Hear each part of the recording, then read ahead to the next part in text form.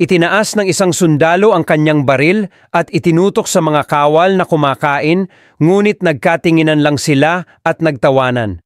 Alam nilang wala siyang lakas ng loob na barilin.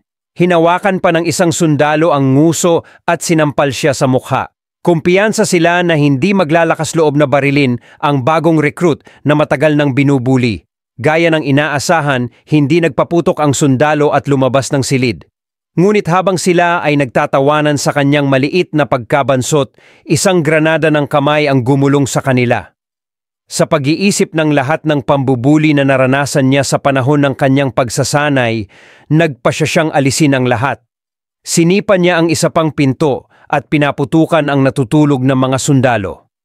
Ginising ng putok ng baril ang lahat ng sundalo sa dormitoryo. Habang iniipon nila ang kanilang lakas ng loob upang buksan ang pinto, nakita nila ang bagong recruit na nakatayo sa harapan nila.